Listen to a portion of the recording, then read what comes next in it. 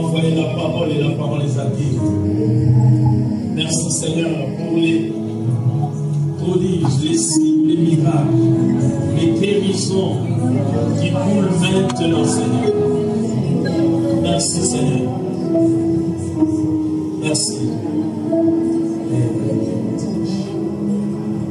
Merci pour les flots qui viennent. Oh Dieu qui nous amène à la profondeur. Merci Seigneur. Merci Jésus. Merci Seigneur. Alléluia. Amen. Merci Seigneur. Gloire à Jésus. Je sens vraiment une onction, je sens une grâce.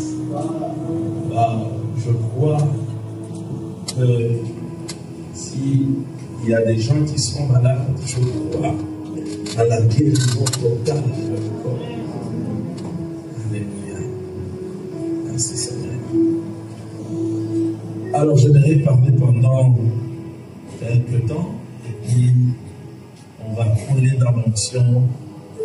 Et je crois qu'il y a des choses que le Seigneur va confirmer par des signes, des prodiges et des miracles. J'aime bien ce que la Bible dit dans Marc 16, le verset 20. La Bible dit ils allèrent partout, ils annoncèrent la bonne nouvelle. Le Seigneur travaillait avec eux et il confirmait sa parole par, dans notre version, on dit par des miracles, par des signes, des prodiges, mais en profond par des choses miraculeuses. Il confirme sa parole. Et je crois que Dieu ne change pas. Dieu ne change pas. Merci Seigneur.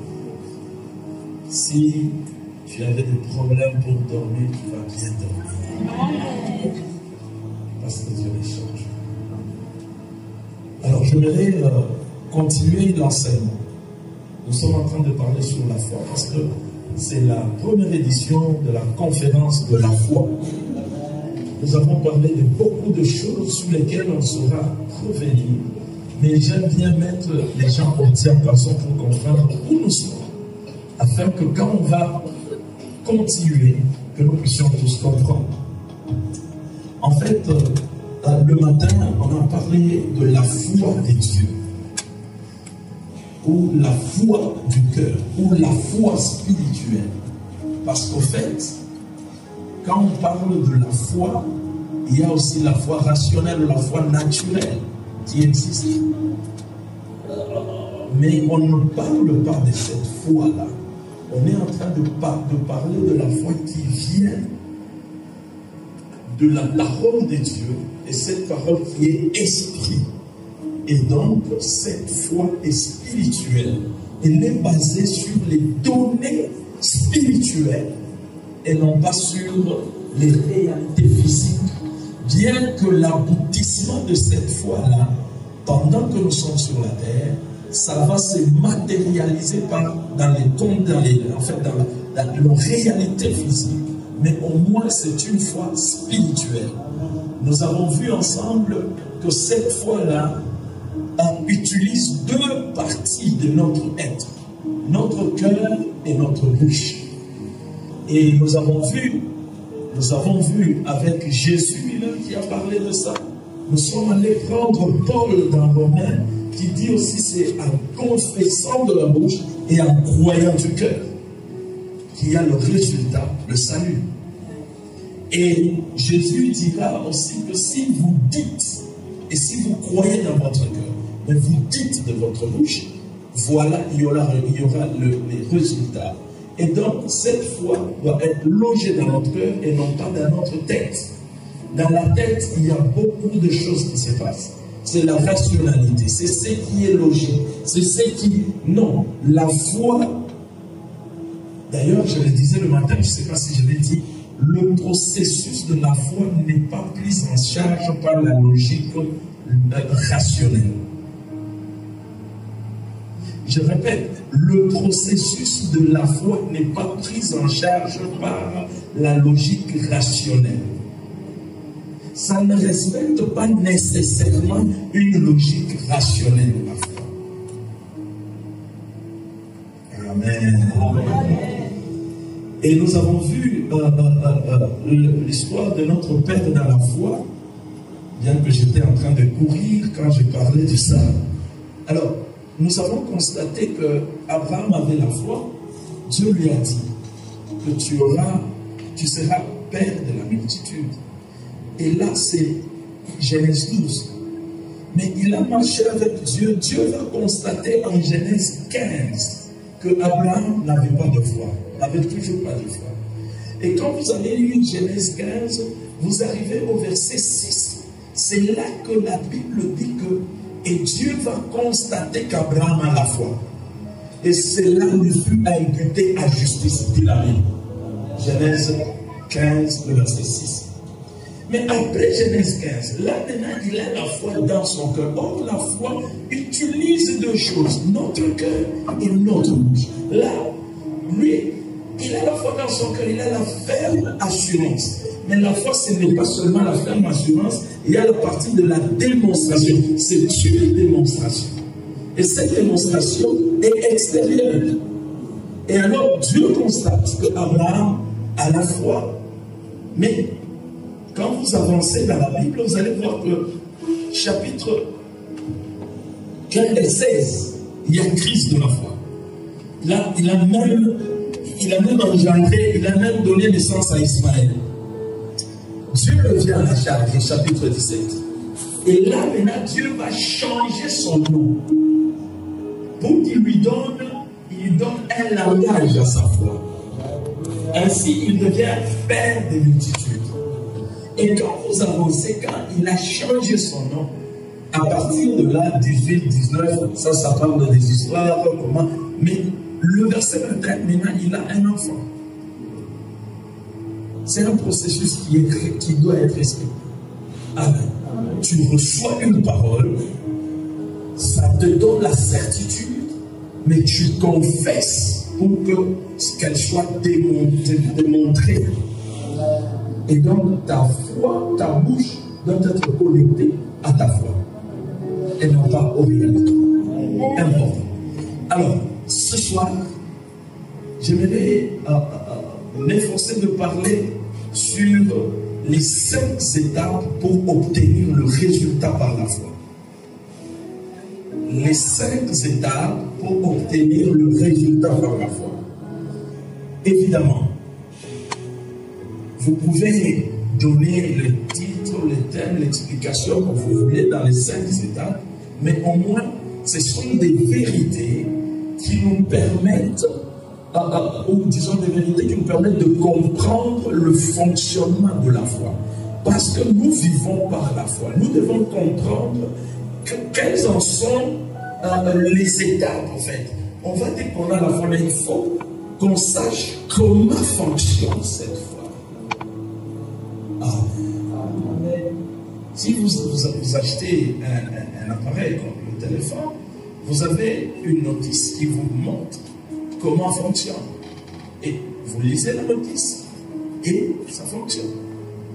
Mais si vous ne lisez pas la notice, vous pouvez par hasard arriver à l'utiliser, mais vous n'aurez pas la certitude de réussir toujours.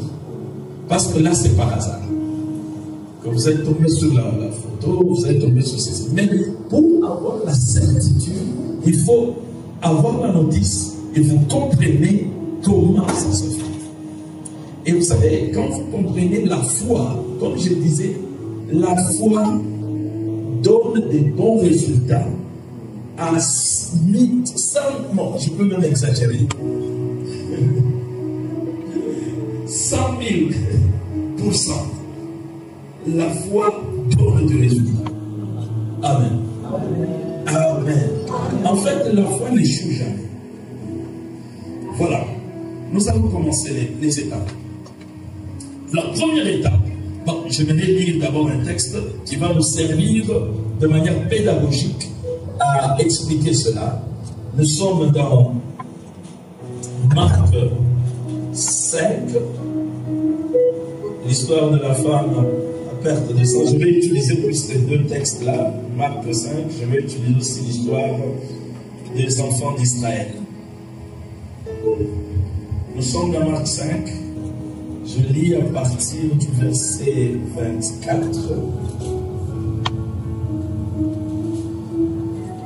Ok, nous lisons Jésus. Ah, c'est bon. Ok, je lis à partir du verset 24. La Bible dit ceci. Est-ce que je suis dans le bon? Ok.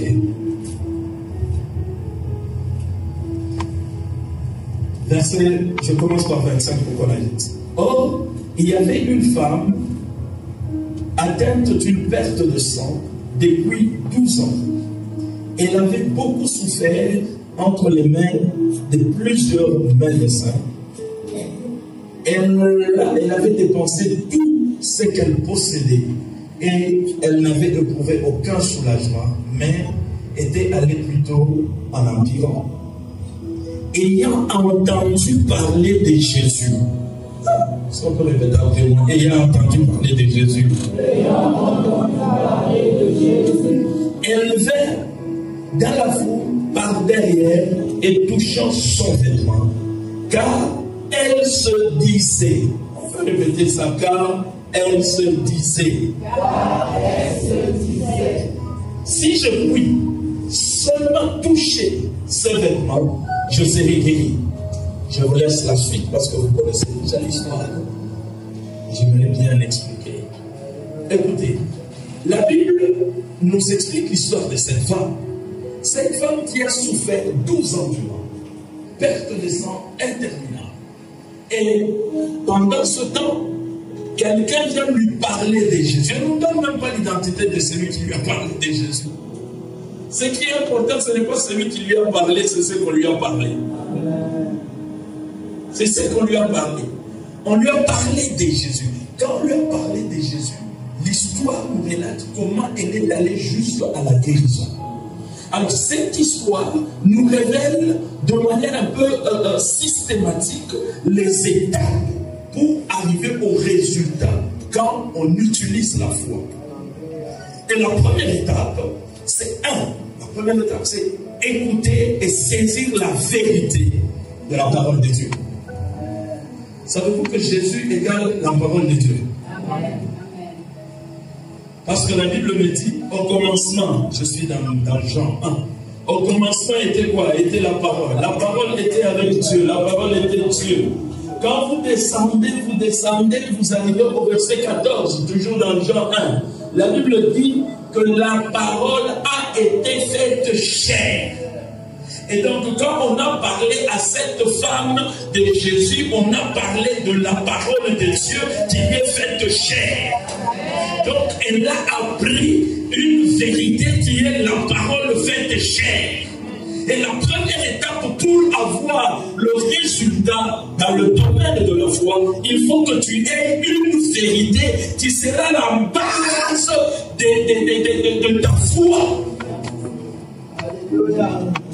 C'est là même la différence entre, comme on avait dit le premier jour, les ambitions personnelles et tout ça. Une ambition n'a pas comme base une écriture de la parole de Dieu.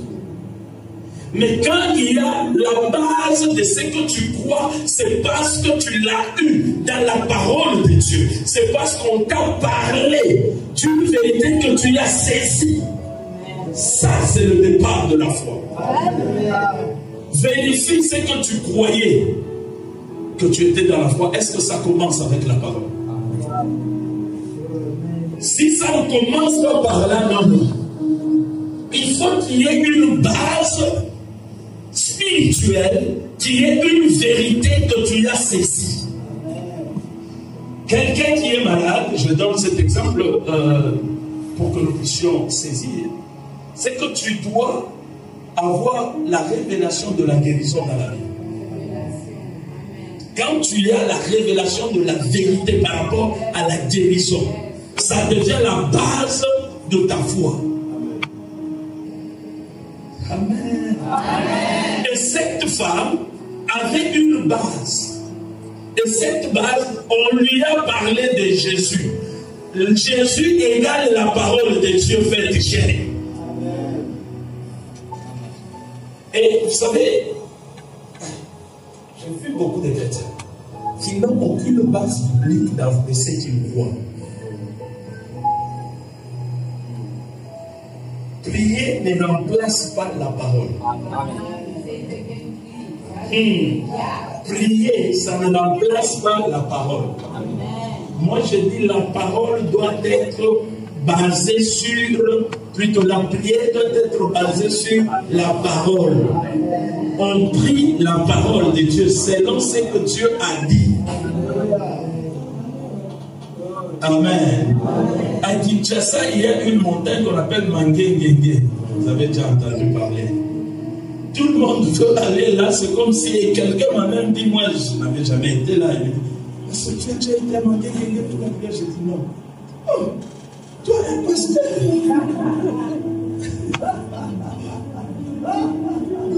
Je dis ok. Et les gens qui sont en France, est-ce qu'ils ont eu Mangengenge? Les chrétiens qui sont aux États-Unis, est-ce qu'ils ont un Mangengenge pour aller monter, pour voir que c'est là qu'il y aura l'exaucement? Non, ce n'est pas lié à ça. C'est plutôt avoir une parole. Une parole qu'on a saisie, une révélation qu'on a saisie, on sait que Dieu m'a parlé. Et ça, c'est ce que Dieu me dit. Et maintenant, à partir de là, la foi est générée. La Bible ne dit-elle pas, dans Romains 10, le verset 17, la foi vient de ce qu'on entend. Et ce qu'on entend vient de la parole de Christ. En fait, ça vient de la parole.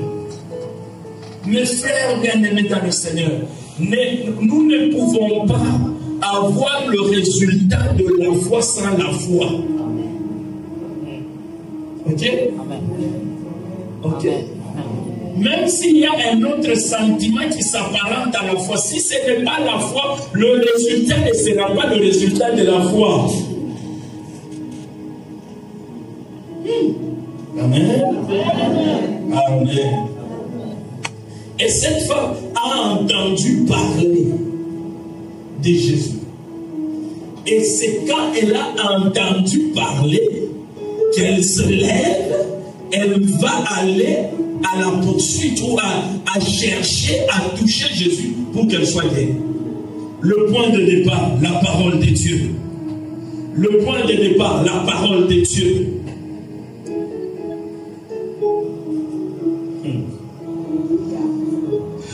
En fait, savez-vous que la parole est tellement puissante, c'est pas mon sujet du jour. Mais je vais vous dire deux, trois petites choses sur la parole de Dieu. Savez-vous que la parole de Dieu est très puissante, plus que toute autre chose sur la terre. Amen. Amen. Amen. Amen. Ces derniers temps, le Seigneur est en train de me révéler l'importance de la parole de Dieu. Et ça me surprend, excusez-moi de dire ça, de voir des chrétiens qui passent même une semaine sans lire la parole de Dieu, sans écouter la parole de Dieu. Et il y a même d'autres qui sont membres de l'église, aux heures où on enseigne la parole, il est à la maison en train de zapper. Je ne comprends pas ça. Sincèrement, je ne comprends pas. Au moment où on est en train de publier la parole de Dieu, mais toi, tu es à la maison en train de suivre Novelas.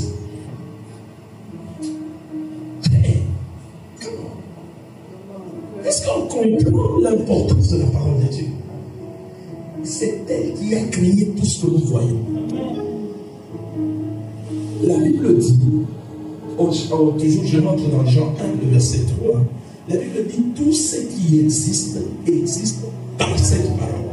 Sans elle, aucune chose ne pouvait exister. En fait, c'est l'origine de toute existence, la parole.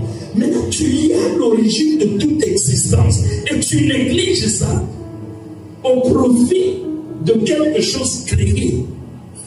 Comment? Wow. Et alors, j'interpelle tout le monde. Quand il y a la parole de Dieu, venez écouter. Passez du temps dans la parole. Lisez la parole à temps et à contre c'est la seule nourriture qui ne rend pas obèse.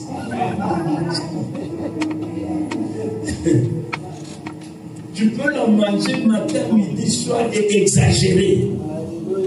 Tu n'auras pas des overdoses, non, comment?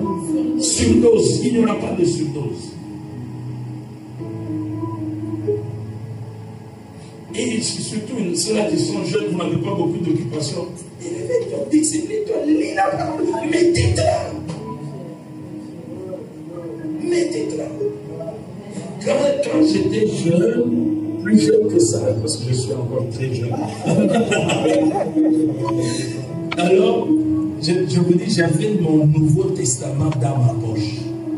Et même maintenant, quand je suis, par exemple, je prends un taxi ou bien j'ai le chauffeur qui me conduit, je n'ai rien à foutre. Si je ne suis pas une prédication, généralement, je lis ma Bible ou je mets la Bible au Dieu. Et à un moment donné de ma vie, j'ai dormi d'ailleurs avec la Bible au Dieu. Je la mets, c'est en train de jouer. Et je suis en train de dormir. Quand je me réveille, je tombe. Au commencement était la parole était avec Dieu, la parole était Dieu. Et je dors. Et quand je veux me réveiller, par exemple, à Bethanie, il y avait eu. Je dors, je me réveille encore, je suis dans Matthieu, en Jean-Baptiste, et là, Jean-Baptiste. Alors, les chrétiens d'aujourd'hui négligent la parole de Dieu. C'est comme, vous avez une richesse avec vous. Je donne cet exemple souvent quand j'enseigne sur des choses. Je vais passer vite, mais je vais donner l'exemple. Ok, pas de stress. C'est comme quelqu'un qui va en brousse à la chasse et pour arriver à la chasse, il a comment on appelle, lance-pierre. Et puis il arrive quelque part, il ramasse des cailloux pour lancer et pour tuer avec les oiseaux. Alors, il ramasse, il a choisi les bons pierres, les bons cailloux, et puis il met dans sa gibecière, il commence à aller avec. Alors, en allant, il voit le premier, un oiseau. Il lance, il rate. Écoutez, il sort de l'autre.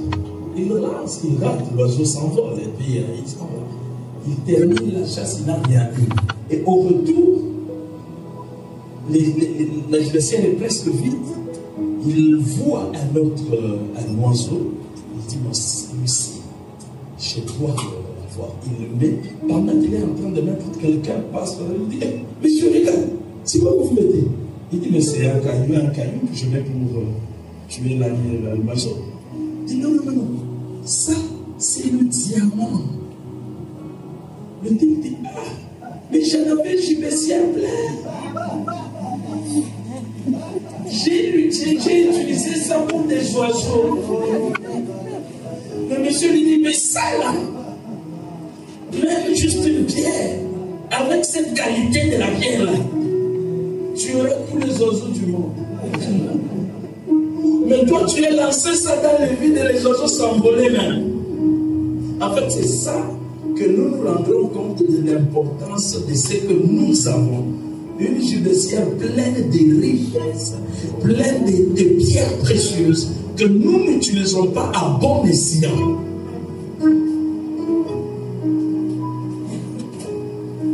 Amen. Lisez, fouillez, cherchez dans la parole de Dieu. Surtout, vous avez une situation particulière. Par rapport à cette situation, cherche tous les versets. Tu sais que ta vie financièrement, tu te sens débalancé. Les finances, ça ne répond toujours pas. Mais prends la Bible. Cherche. Je te donne deux écritures. Si tu es dans ce cas-là, que tu vas les méditer. 2 Corinthiens 8, le verset 9. Et 2 Corinthiens 9, le verset 8. Je vais répéter ces deux écritures. La Bible dit, vous connaissez la grâce de votre Seigneur Jésus-Christ. Qu'il est riche qu'il était. Il s'est fait pauvre pour vous. En fait, que par sa pauvreté, vous fussiez enrichis. Frère, j'ai étudié cette écriture. Il ne s'agit pas de la richesse spirituelle. Il s'agit de la richesse comme ça. Et l'autre écriture nous dit que Dieu peut vous combler de toute grâce, afin que possédant toujours, en toutes choses, de quoi satisfaire à tous vos besoins, que vous en ayez en surplus pour toute bonne chose. Quand j'ai lu ça, j'ai dit, il est trop tard que je vive dans le manque, dans le dénuement total. Non, parce qu'il y a une écriture. Parce qu'il y a une écriture. Wow. Quand j'ai saisi ça, oh, merci Seigneur. Je vous ai donné les écritures pour la maladie et tout ça. Il y a une écriture qui conseille, cherche-la, trouve-la, base ta foi. Et la deuxième étape, là c'est la première, hein, on trouve la parole de Dieu. Amen. Amen. La deuxième, je pense, c'est là que je vais beaucoup m'étaler. La deuxième étape, c'est aligner vos pensées sur la vérité que vous avez reçue et déclarer cette vérité. Aligner vos pensées sur la vérité reçue et déclarer cette vérité reçue. C'est-à-dire aligner vos pensées sur la vérité qu'on a reçue et déclarer la vérité qu'on a reçue. C'est la deuxième étape. En fait, cette femme, quand on lui a dit, on lui a parlé de Jésus, on ne sait pas précisément ce qu'on lui a dit. Mais elle, la Bible dit, elle s'est dit. C'est-à-dire, elle parle au niveau d'elle-même, au-dedans d'elle-même. Elle aligne ses pensées sur ce qu'elle a écouté. Elle dit, si je peux seulement toucher le bas de son vêtement, je serai guéri. Mais bien aimé dans le Seigneur, tu peux avoir une écriture, mais tes pensées sont où? La Bible nous dit que dans Romains 12, le verset 2, la Bible dit que nous puissions renouveler nos pensées.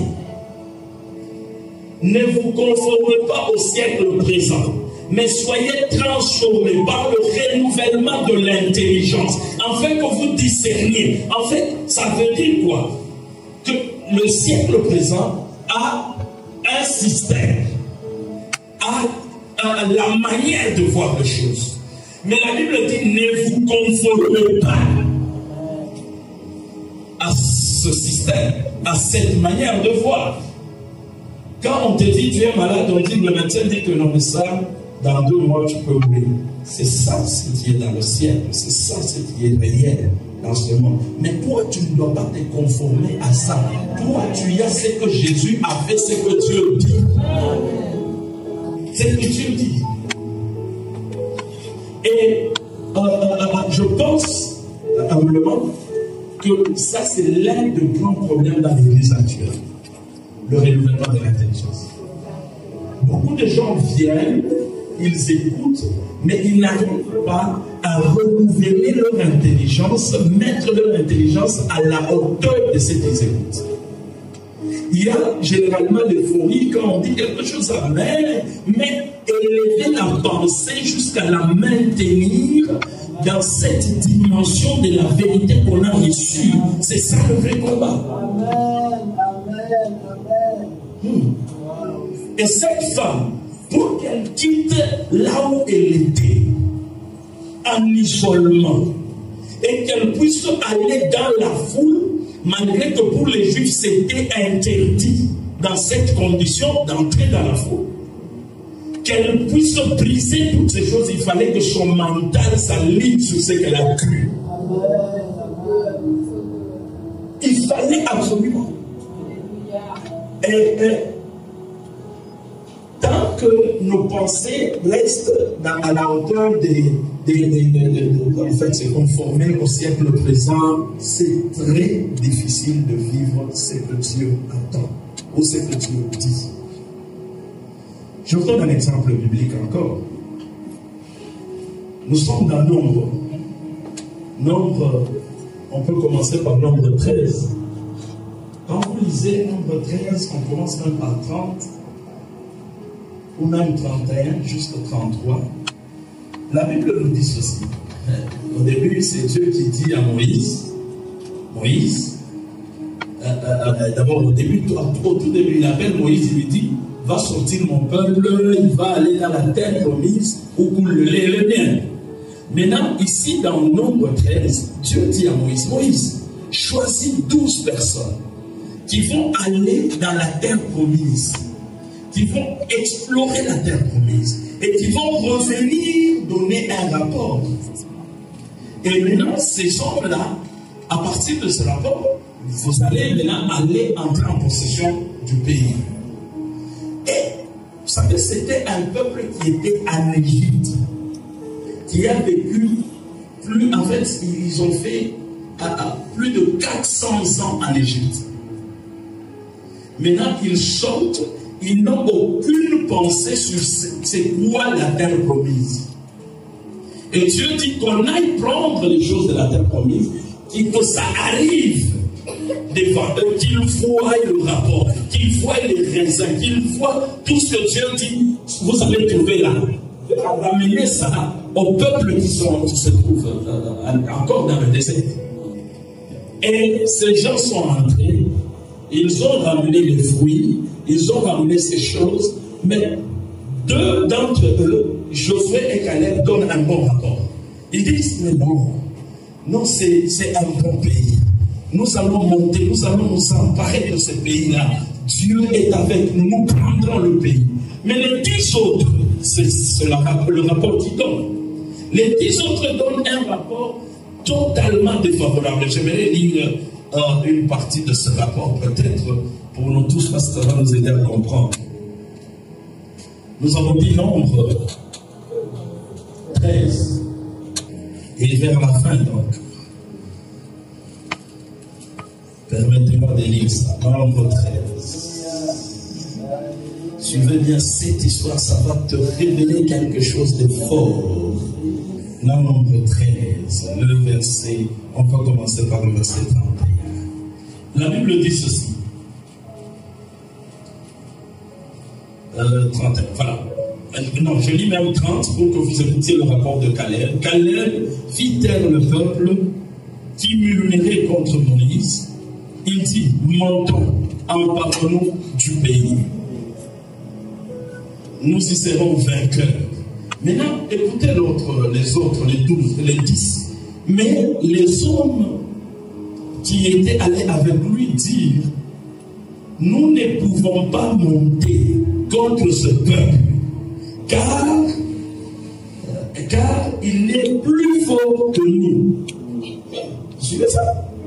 Et il décria devant les enfants d'Israël, oui c'est ça, les enfants d'Israël, le pays qu'ils avaient exploré. Il dit, le pays que nous avons parcouru pour l'explorer est un pays qui dévore ses habitants. Quelle déclaration! Tous ceux que nous y avons vus sont des hommes d'une haute taille. Quelle déclaration! Et nous y avons vu les géants, enfants fils d'Anak, de la race des géants. Bizarrement, dans l'évangile au Congo, au Kinshasa, on enseigne souvent les géants de ta famille, les géants de Dieu. C'est exactement ce que les 10 espions ont dit. Et il y a même les 12 géants de ta famille. Moi, je n'ai que faire de 12 géants de ma famille.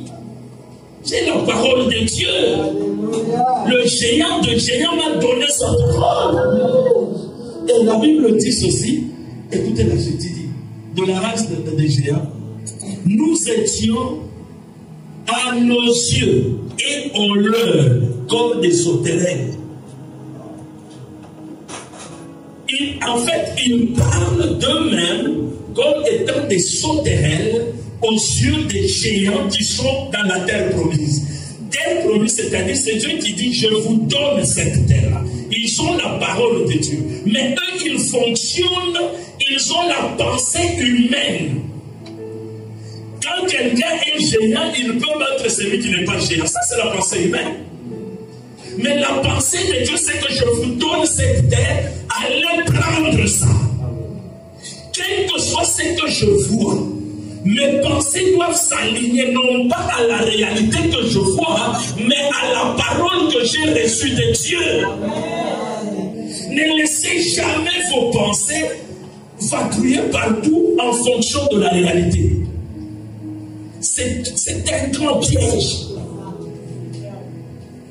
Encadrez votre pensée par la parole de Dieu. Encadrez votre pensée par la parole de Dieu. Paul dira quoi? Il va dire que tout ce qui est aimable, tout ce qui est bon, il y a 12 caractéristiques, plutôt 8 caractéristiques de la pensée selon la Bible. Je retrouve ça rapidement. Parce que je n'ai pas écrit ça. Philippiens, c'est ça. Philippiens 4, 8. Écrivez ça, allez relire ça plusieurs fois. Allez relire ça. Ça doit encadrer nos pensées. Tu ne dois pas laisser tes pensées aller au-delà de ça. Ça sera... En fait, qu'est-ce qui arrive dans la tête de ces gens-là? Ils se disent, oh, c'est les géants fils d'Anak. Ça veut dire, en ce temps-là, ces gens-là avaient une renommée. Quand ils disaient, c'est... En fait, nous y avons vu des géants, de la race des géants. Les fils d'Anak, ça veut dire que la renommée était déjà répandue. Quand on parle de la race des géants, tout le monde a peur. Alors, c'était la pensée de ce temps-là. Ces géants-là écrasaient tout le monde. Et maintenant, leur réalité leur attrape, c'est-à-dire qu'ils se regardent eux, ils regardent ce qu'il est par rapport à ce que Dieu a dit, ils vont prendre le pays, et ils regardent les géants et ils disent, non, non, ça là, c'est impossible. De tout ce qu'on connaît de ces géants, et de tout ce que le monde nous apprend, un géant et un géant, nous sommes des petits. Comment nous allons prendre ce pays? Ça, c'est la pensée humaine. Quand vous fonctionnez dans la foi, enlevez la pensée humaine. Si Dieu te dit que tu seras, je ne sais pas qui, dans ce pays ou à l'extérieur du pays, il peut te donner une information. Quand tu regardes, je donne souvent cet exemple, un garçon qui était à l'église, qui n'avait même pas assez de moyens pour se loger. Il dormait à l'église. Et puis à un moment donné, il reçoit une parole. Que Dieu lui dit, tu es appelé, tu es évangéliste et tout. Et puis, après à un moment donné, Dieu lui précise que tu dois aller évangéliser en Amérique du Nord. Le garçon, il n'a aucun repère de l'Amérique du Nord. Il ne connaît personne là-bas. Mais Dieu lui a dit, il lui a révélé son appel, et puis Dieu lui a donné une parole précise qu'il devra évangéliser à un moment. Alors, le garçon dit, ça là, comment ça va s'accomplir? C'est compliqué. Je ne connais personne, même pour avoir le passeport. Je ne sais même pas comment l'avoir. Je dors à l'église parce que je n'ai même pas un endroit où dormir. Mes parents n'ont pas de moyens. Comment ça va se réaliser? Mais heureusement pour lui, continuer à l'église et les pensées sont en train de s'aligner sur la parole de Dieu. Et puis à un moment donné, il a commencé à faire des voyages. Pour ceux-là qui connaissent Congo-Kinshasa, il quittait la capitale et il allait dans une province qui s'appelle Bandundu. Il achetait les foufous, les manioc, il venait les vendre à Kinshasa. Et pendant qu'il faisait cette activité, un jour, il est en train de revenir à Kinshasa et lui, il était au-dessus du camion en train de prêcher aux gens. Il prêchait parce que la peine brûlait en lui. Mais arrivé quelque part, le camion a fait un peu de secousse. Il est le seul qui est tombé du camion parce qu'il était au-dessus. Tous les païens à qui il prêchait sont restés. Alors, c'était près d'une mission protestante, un hôpital, il y avait un hôpital et une mission protestante. Et puis, curieusement, les missionnaires, il y avait des missionnaires venant des États-Unis qui étaient là en ce moment. On est allé, on a dit on va le laisser d'abord à l'hôpital pour vérifier. On a vérifié son cas. Bon, ils ont dit qu'il n'y a pas des choses très très graves, mais seulement une côte ou deux côtes étaient brisées en dedans. L'un des missionnaires dit, non, non, je dois faire tout. On va aller l'opérer aux États-Unis. Et puis, le gars est resté à l'hôpital. Le missionnaire a fait tout. Il est rentré à Kinshasa, il a trouvé le passeport, il a tout fait. Et puis le gars se retrouve aux États-Unis. C'est que Dieu a dit. Tu changes la façon de penser, tu l'alignes sur ce que Dieu t'a dit.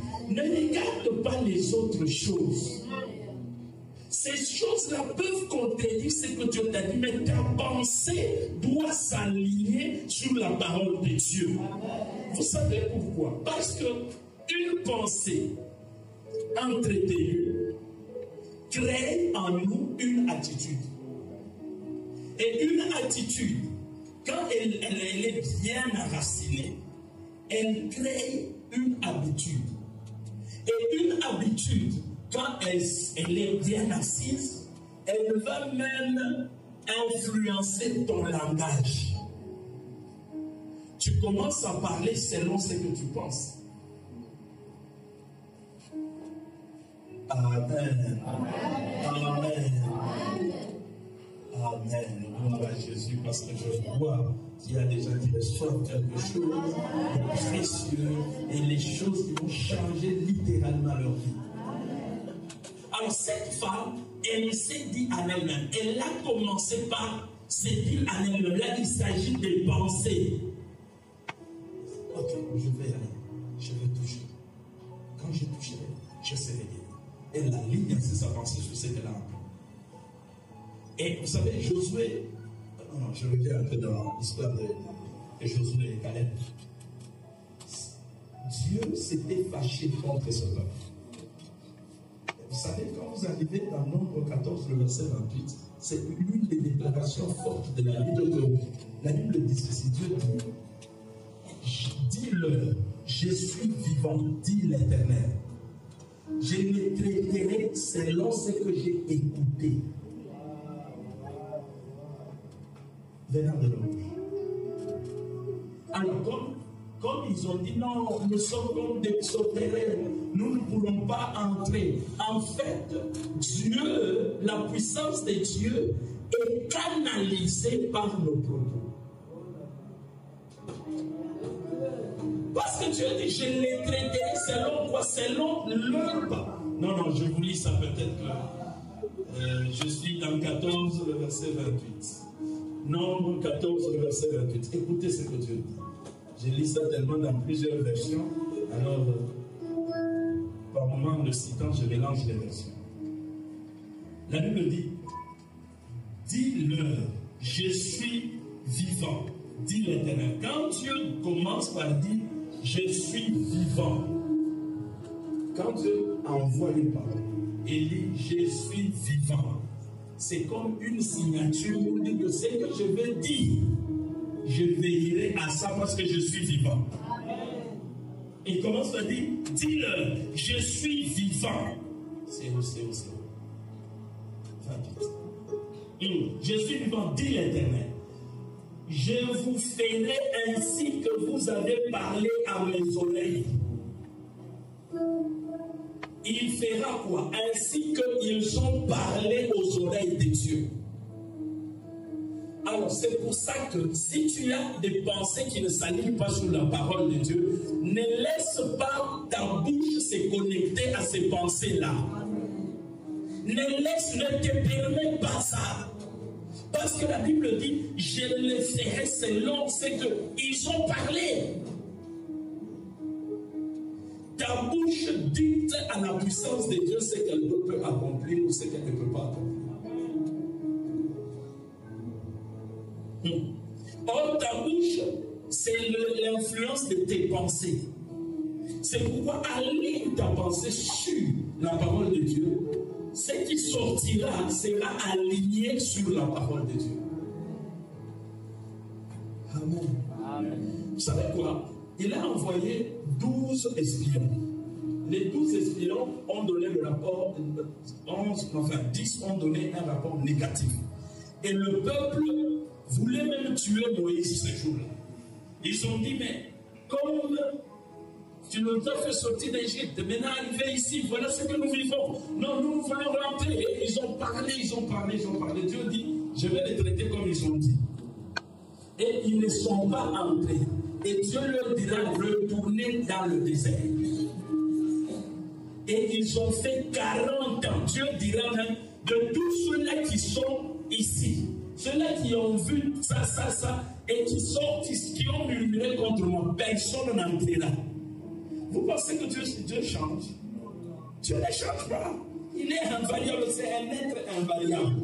Il est ce qu'il est. Depuis ce temps-là, il est le même. Donc si quelqu'un fait la même chose, comme les 12 espions ont fait, Dieu restera dans la même réaction. C'est fort, mais je suis obligé de le dire. Parce que c'est la parole de Dieu. Parce que Dieu ne change pas. Il ne connaît même pas d'ombre de variation. Il est le même. Maintenant, si tu agis de la même seconde, on dit ici il y a le courant. On ne change rien. Et puis tu viens, tu touches, tu es électrocuté. Quelqu'un d'autre arrive 2 heures après. Si les données n'ont pas changé là, s'il touche, c'est l'électrocuté aussi. 3 jours après, les données ne changent pas, quelqu'un d'autre vient toucher, c'est l'électrocuté. En fait, Dieu est comme ce courant-là qui est là. Maintenant, si tu fais ce qu'eux ont fait, tu auras le même résultat. C'est pourquoi il y a beaucoup d'enfants de Dieu, ils espèrent beaucoup de choses, mais leur pensée n'étant pas renouvelée, ils débitent des choses qui sont contraires à ce qu'ils croient. Au finish, ils n'ont pas ce qu'ils croient. Ces enfants d'Israël ne sont pas entrés dans la terre promise. Bien que c'est Dieu qui a dit, sors mon peuple pour qu'ils entrent dans la terre promise. Mais ils ne sont pas entrés à cause de leur intelligence et de leur parole. Intelligence non renouvelée. Je n'aime pas prêcher comme ça, mais je dois dire parce que c'est la vérité. C'est la vérité. Change ta manière de penser. Ne laisse pas tes pensées. J'ai vu quelqu'un, je lui dis, ma soeur, est-ce que tu peux pardonner à ta jeune soeur? Oui, pasteur. D'abord, il faut que je la tape. Je l'insulte. Que je lui démontre comment c'est moi qui l'ai sorti au village. C'est moi qui l'ai amené. J'ai dit, pasteur, la Bible dit que vous devez pardonner. Dis non, pasteur, pardon. Que je fasse d'abord. Une autre, c'est mon frère jumeau qui est aussi pasteur. Il dit à une soeur, est-ce que tu ne peux pas pardonner à ta soeur? Cette soeur dit, pasteur, je peux accepter d'aller en enfer, mais je ne peux pas me pardonner. Waouh! C'est fort. Yeah.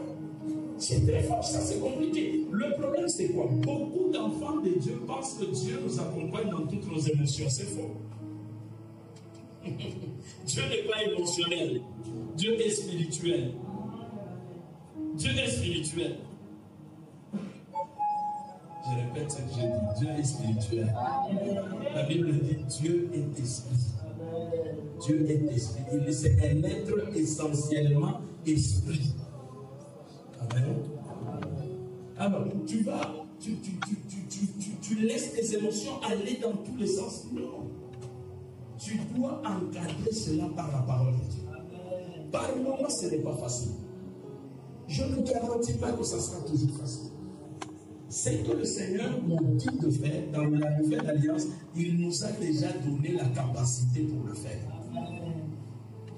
Il faut juste s'engager par la foi. Tu y arriveras. Tu y arriveras. Oui. Alors, quelques années plus tard, 40 ans plus tard, Dieu dira la même chose à Josué. Il inspirera à Josué la même chose. Il lui dit, envoie 2 espions. Cette fois-là, il envoie combien? 2. Et les espions sont rentrés encore dans la terre promise. Le deuxième groupe d'espions, ils étaient à 2. Ils entrent, la Bible nous relate ce qui est arrivé. Quand ils entrent, le roi est informé. Le roi envoie les gens à leur poursuite. Rahab, la prostituée, les cache. Nous connaissons l'histoire. Et puis ils sont sortis presque en courant, en fuyant. Mais quand vous lisez leur rapport, et le rapport des premiers, les premiers, on ne dit pas qu'on les a détectés. Les premiers, on ne dit pas qu'on les a poursuivis. Les premiers ont vu eux-mêmes les géants fils d'Anak. Mais leur rapport est négatif. Mais le deuxième, il faut que je lise ça. Parce que c'est très bon, j'aime ça. Oh, je crois que tu es dans la deuxième catégorie. Et non pas dans la première. La deuxième catégorie. Josué 2, le verset 24. La Bible dit ceci. Il dit à Josué, certainement l'Éternel nous a livré le pays. Il a livré le pays entre nos mains. Et même tous les habitants du pays tremblent devant nous. Les autres ont dit quoi? Nous, à leurs yeux, nous sommes quoi? Des sauterelles. C'est les mêmes habitants. Mais ceux-ci, basés sur la parole de Dieu, ils commencent leur rapport en disant, certainement, l'Éternel a livré tout le pays entre nos mains. Ils commencent le rapport parce que Dieu leur a dit. Dieu nous a donné ce pays-là. Quel que soit ce que nous avons vu, nous alignons notre pensée sur ce que Dieu a dit. Yes! C'est le même peuple qu'ils ont vu. Certainement, ils ont vu aussi les géants. Et pire pour eux, parce qu'eux sont tombés en un temps où le roi a découvert qu'ils étaient là. Et le roi a mis les gens à leur poursuite. Ils se sont même cachés chez une prostituée. Mais leur rapport s'aligne sur la parole de Dieu. Il dit certainement, l'Éternel nous a livré ce pays. Même si tu vois n'importe quoi, le médecin te dit n'importe quoi, tu dois être capable de dire certainement, l'Éternel m'a déjà guéri. Même si tu as des informations qui contredisent ta foi, tu dois être à la hauteur de dire certainement, l'Éternel a fait ceci ou cela. Vous savez, c'est eux qui ont pris le pays. C'est eux qui ont pris le pays. Soit de ces qui ont la pensée renouvelée, alignée sur la parole de Dieu. Quel que soit ce qui arrive. Je suis au Canada et puis la période de 2009, 2010, il y avait une crise aux États-Unis, au Canada. Et puis, je suis au travail, les gens de mon travail s'inquiétaient. On va couper des postes, on va couper des postes. Moi, j'avais prié. J'ai reçu ce que j'ai reçu. Je leur dis ceci. Généralement, au Québec, c'est un coin vraiment missionnaire. Hein? C'est 0,0, c'est combien de pourcents des chrétiens nés de nouveau. C'est plus les païens. Alors, tellement ils s'inquiétaient, je leur dis, tant que je suis dans cette entreprise, on ne va couper aucun poste. Et ils me disent, oh, je pense de quoi tu le dis. Parce que la réalité est qu'on coupe des postes partout. J'ai dit, moi je vous dis, comme moi je suis là, à moins que je quitte, si je quitte, on coupera. Tant que je suis là, on ne coupera aucun poste. Et effectivement, aucun poste n'a été coupé. C'est parce que j'ai eu à prier. La Bible me dit, je suis dans Jean 14, le verset 13. La Bible dit ceci. Tout ce que vous demanderez à mon nom, je le ferai. En fait, que le Père soit glorifié dans le Fils. 14. Si vous demandez à mon nom, je le ferai. Alors, sur base de ça, j'ai demandé. J'ai dit, Seigneur, qu'on ne coupe pas. Sur base de cette parole, j'ai demandé.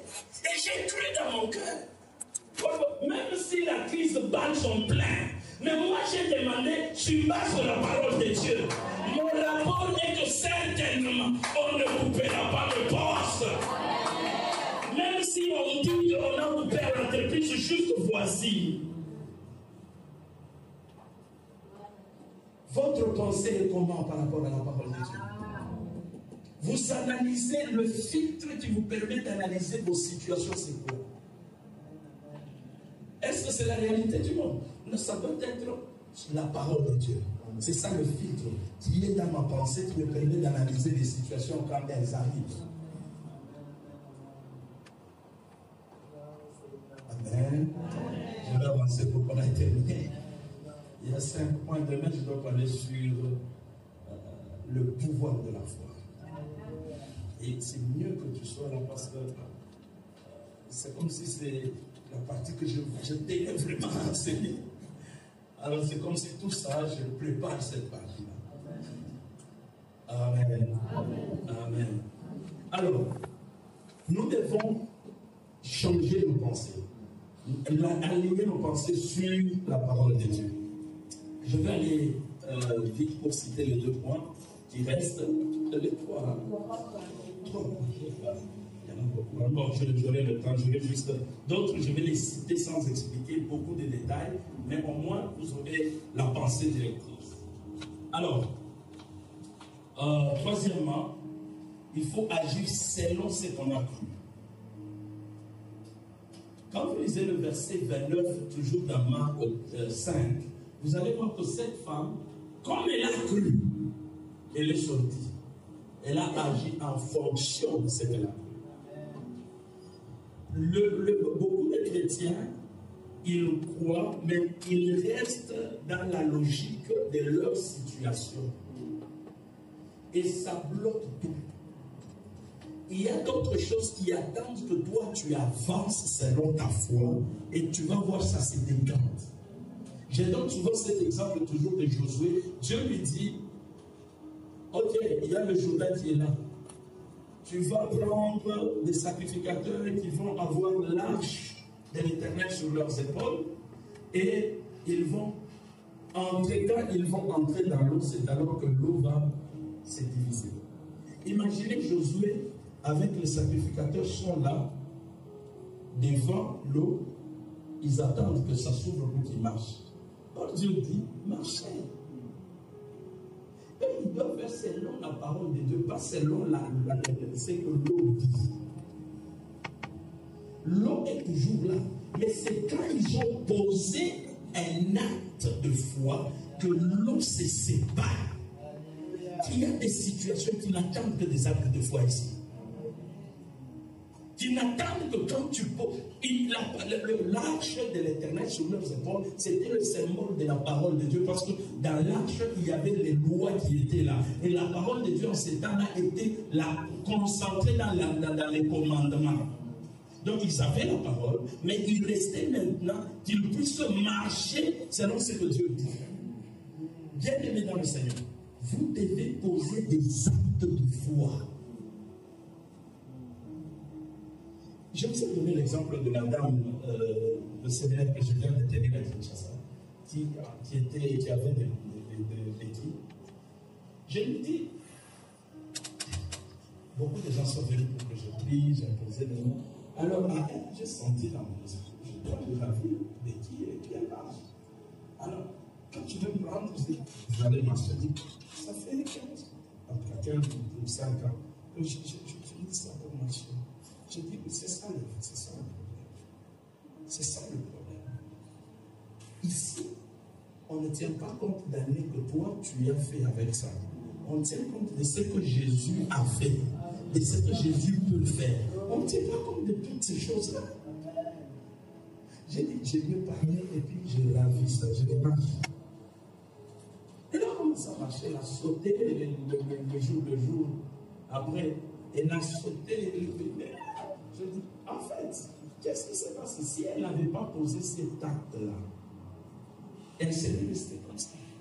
Et j'aime l'exemple de quelqu'un qui a dit, elle priait pour des gens qui étaient paralytiques. Et alors, il y avait 5 personnes.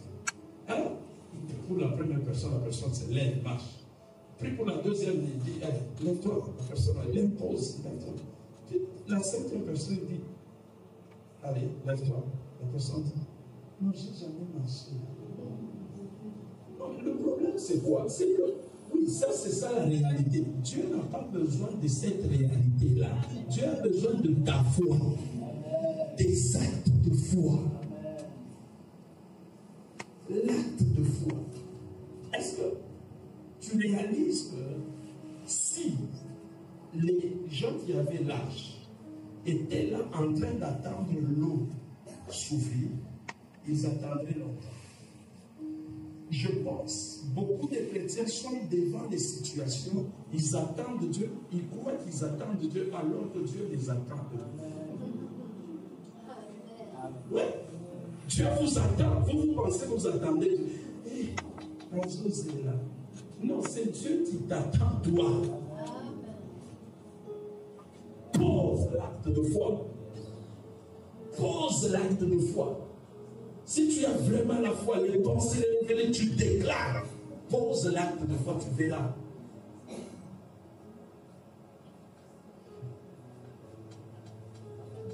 On m'amène, une dame m'appelle un jour. Elle me dit non, parce que je dois venir rapidement. Je dis non, elle ne veut même pas appeler. Je suis chez moi, je suis en train de manger, puis la porte, on frappe à la porte, je dis entrer. La dame entre, elle est dans tous ses états. Je la connaissais par ailleurs. C'est quoi? Non, priez. Tout doucement, je prie pour toi. Alors, après, j'ai dit, mais on part. Elle m'explique.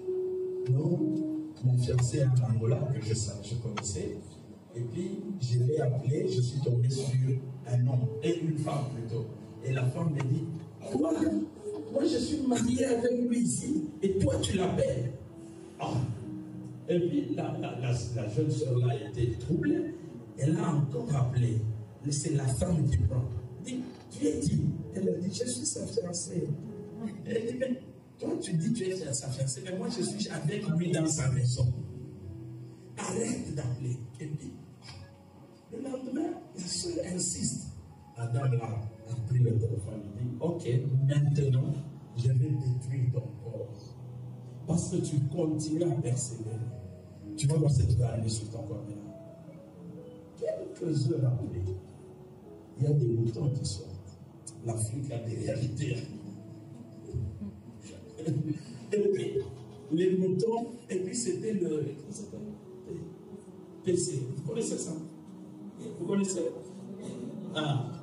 Alors, ça, dans une fraction de temps, le corps était couvert.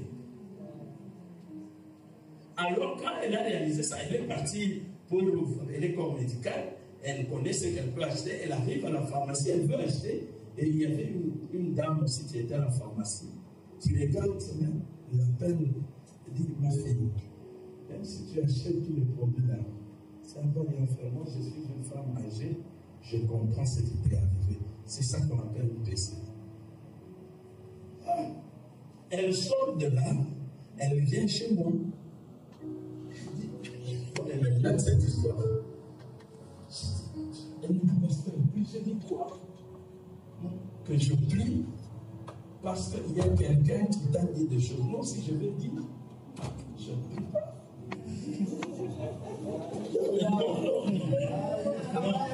Non, mais sinon, non, c'est quand même ridicule.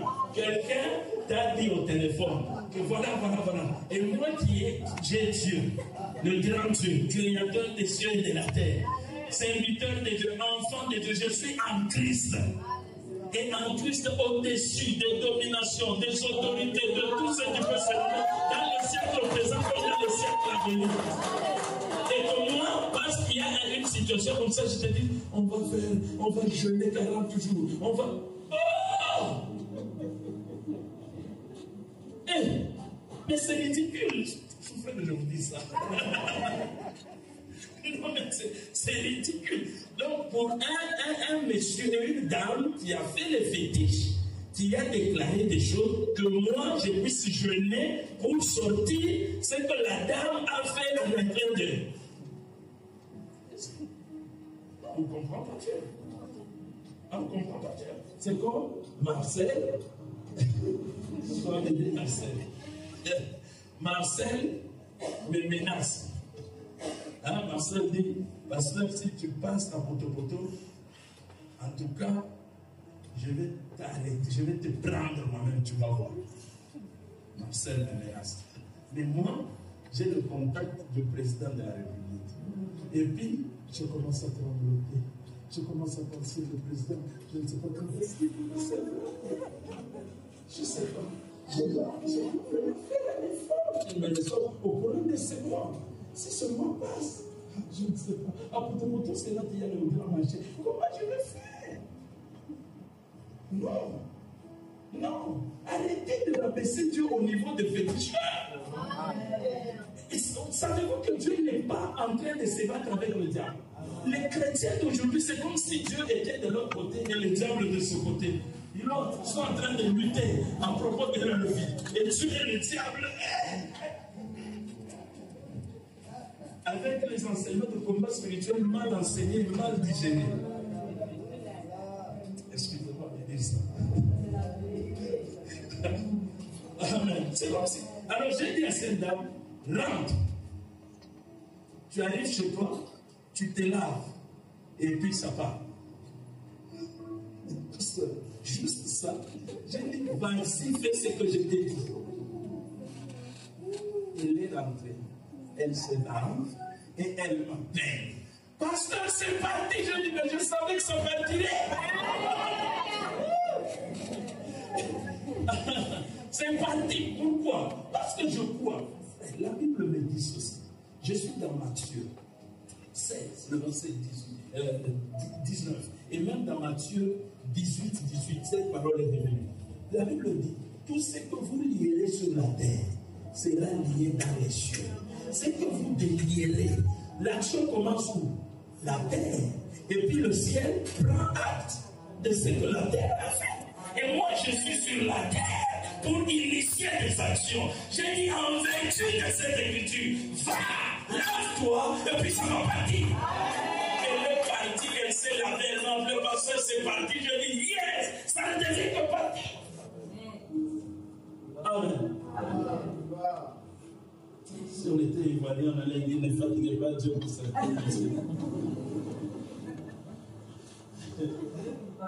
Demain, de toute façon, nous allons parler de cet aspect des choses. C'est pourquoi je vous convie, si vous avez quelqu'un qui est malade, amenez-le. Et dans cette onction qui est ici, vous savez, nous allons voir ce que Dieu va faire. Vous avez quelqu'un qui a une situation compliquée. Les chrétiens n'ont même pas foi en ce que Dieu dit. Les chrétiens, Dieu dit qu'il va guérir. Mais est-ce que c'est ton problème? Toi, Dieu dit qu'il va guérir, il a guéri. Tu n'as personne parce que tu ne crois pas. Parce que tu ne crois pas. Bon, je vais aller balayer les deux points rapidement. Numéro 4, avant de terminer. Recevez maintenant la chose par la foi. Donc, vous avez reçu la parole de Dieu. Vous avez aligné vos paroles et vous avez déclaré selon cette parole. Vous agissez par la foi. Maintenant, vous recevez la chose.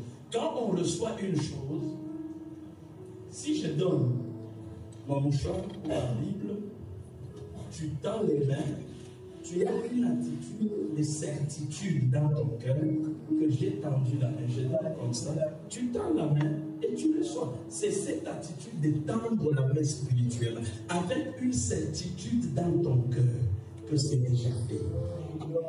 Que c'est déjà fait. Et vous savez, cette femme ici, quand elle a touché le pan du vêtement de Jésus, parce qu'elle se disait, je toucherai et je serai guéri. Et quand elle a touché dans son cœur, dans son fort intérieur, elle savait que déjà je reçois ma guérison. La Bible ne nous dit même pas qu'elle est allée vérifier quelque part. Non, parce que son attitude était de la réception. Elle a donc reçu ça. Écoutez, le peuple de Dieu. Dieu peut t'avoir donné, mais si tu ne reçois pas, tu n'auras pas. La réception, ça te revient, c'est à toi de recevoir. Par la foi, par cet acte de foi, tu t'engages pour recevoir. Et quand tu reçois, ton attitude intérieure change parce que tu as reçu la chose. Et la chose qui manifeste ça, c'est cette reconnaissance qui va pousser en toi pour dire que, ah, merci Seigneur, j'ai reçu la chose. Ce n'est pas une formule. Dire merci, on a bien reçu, on dit non, non, Dieu le dit dans nos cœurs. Il connaît nos cœurs. Et quand tu le fais, parce que tu as une attitude de recevoir, tu as déjà reçu dans ton esprit ou dans ton cœur, sachez que ça va arriver. Ça peut traîner, ça peut passer quelque temps, mais aie toujours cette attitude-là que tu as déjà reçue. Ne viens pas encore commencer à poser. Si tu commences encore à poser le problème comme ça n'était pas encore résolu, donc tu n'avais pas reçu.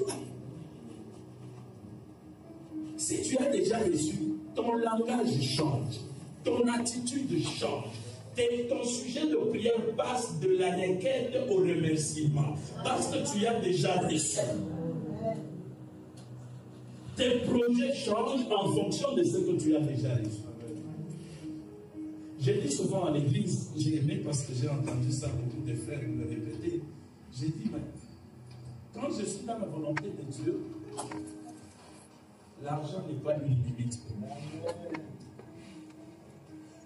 En fait, si Dieu me dit, organise une grande campagne, et je sais que je suis dans sa volonté, vous pensez que c'est l'argent qui va limiter la... Non. Moi, je me mets dans l'ordre de faire ce que Dieu me dit. L'argent viendra. L'argent viendra. Le problème des chrétiens, c'est qu'ils s'attachent à des choses. Vous savez, la femme, la veuve de Sarepta, je vais aller vite. Ah oui, je vais aller vite. La femme de Sarepta, Dieu, Élie lui dit, est-ce que tu peux me donner un gâteau? Et la femme dit quoi? Elle dit, je n'ai qu'une poignée de farine et un peu d'huile dans le pot. Je suis en train de ramasser 2 morceaux de bois. Je vais préparer un gâteau pour mon fils et moi. Après quoi, nous mourrons. Donc, le schéma était tout tracé. Mais elle lui dit, oui, fais ça, mais d'abord pour moi. D'abord. Et elle déclare des choses. Si tu fais ça, la famille ne manquera pas, l'huile et tout ça, tout ça. La femme, pour recevoir ce miracle-là, ce qui prouve qu'elle a reçu ce miracle, c'est quand elle libère le gâteau. Ok? Quand elle libère le gâteau, alors ça veut dire qu'elle reçoit le miracle. Par moment, pour recevoir, nous devons nous débarrasser. Nous débarrasser de certaines pensées, nous débarrasser de certaines manières de voir les choses, nous débarrasser, ça prouve que nous avons reçu. Si elle avait dit non, je dois d'abord faire pour moi et pour mon fils, quelle est la garantie que j'ai que ça ne manquera pas?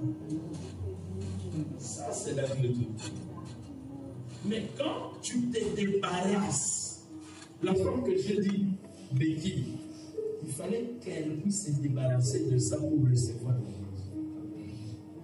La réception peut demander se débarrasser de quelque chose. D'une pensée, d'une logique dans laquelle tu étais, de certains propos que tu tenais souvent, de certaines attitudes que tu avais souvent. Tu dois lâcher ça pour recevoir ce qui est de Dieu. Amen, amen.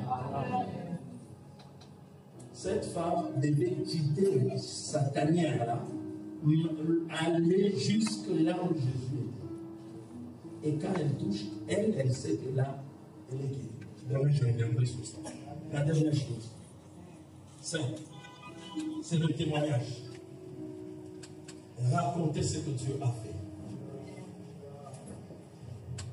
Même si je n'ai pas encore vu, je crois que Dieu a déjà fait, je raconte ça, je déclare ça. Je dis que Dieu a déjà fait. Et c'est déjà fait. C'est déjà accordé. Parce que Dieu ne peut pas mentir. Le problème des humains, c'est quoi?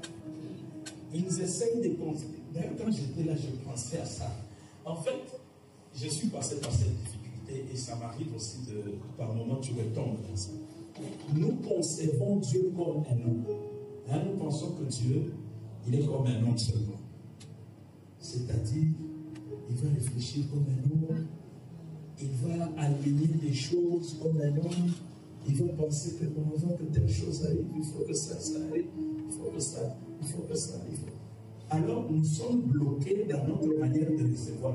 Dieu n'est pas comme un homme. Il est plus qu'un homme. Il est dans une éternité ayant tout pouvoir. Savez-vous qu'un homme, quand il te donne, ce qu'il t'a donné diminue dans sa... Par exemple, si c'est de l'argent, il te donne $10. Son compte diminue de $10. Alors, quand nous concevons Dieu comme un homme, c'est comme Seigneur, donne-moi l'argent. Quand il va donner 1 million de francs CFA, lui, il diminue d'1 million de francs CFA. Alors tu vas demander en fonction du fait que ce que tu lui demandes aura un impact négatif sur sa réservoir. Non, nous avons un Dieu tout-puissant, un Dieu de l'éternité. Alors quand je commence à concevoir ce que Dieu est, ce que Dieu peut, ce que Dieu fait, je bénis Dieu déjà avant même que la chose ne se matérialise. Parce que Dieu, il est le maître des temps et des circonstances. Ce n'est pas une circonstance qui peut bloquer l'action de Dieu. Ce n'est même pas le temps qui peut bloquer l'action de Dieu. Je commence à le louer. Quelles que soient les circonstances où je suis, je témoigne parce que les circonstances sont au service de Dieu. Dieu peut les changer comme ça.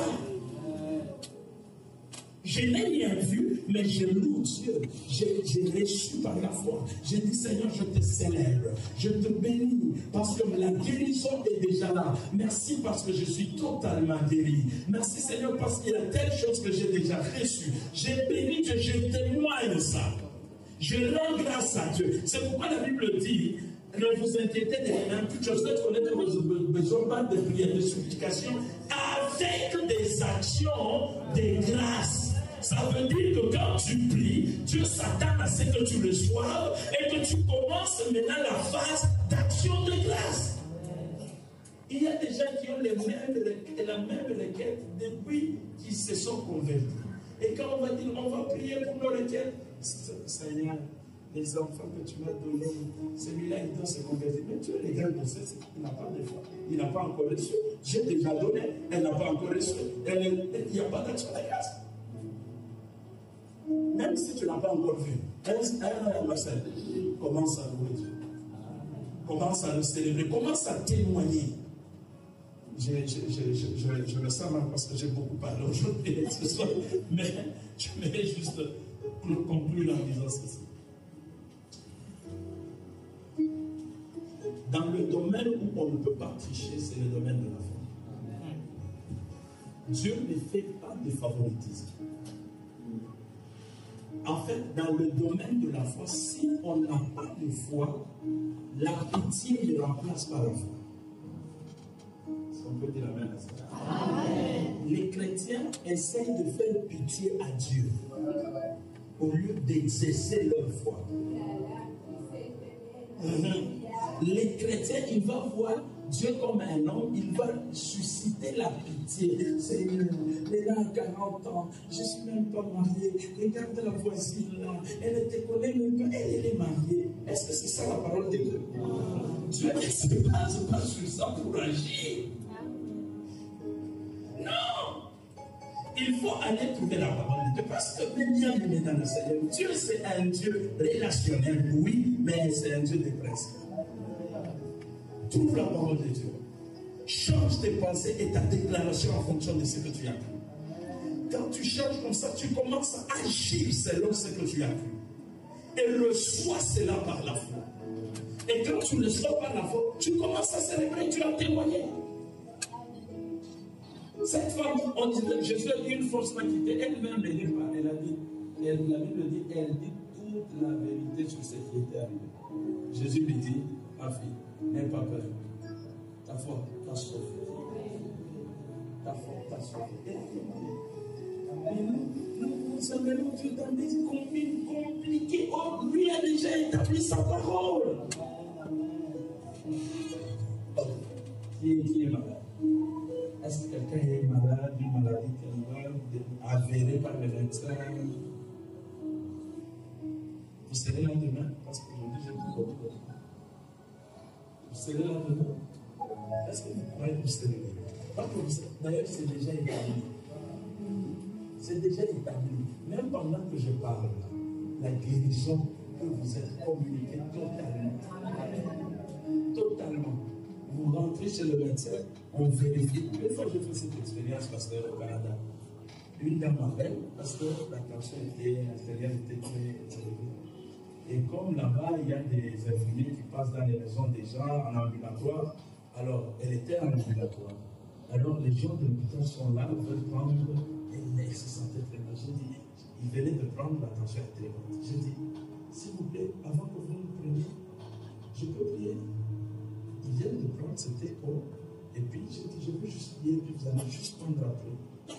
J'ai déclaré au nom de Jésus, la Bible me dit, et tout ça, j'ai déclaré, et puis je lève la main, je dis, prenez, ils prennent, attention, il devient normal. Et il s'est dit, oh, l'attention est devenue normale. Ah oui, c'est ça, surtout les gens là-bas, les Occidentaux, disent, comment vous avez fait? Je priais. En fait, vous voyez, et vous le laissez. Amen.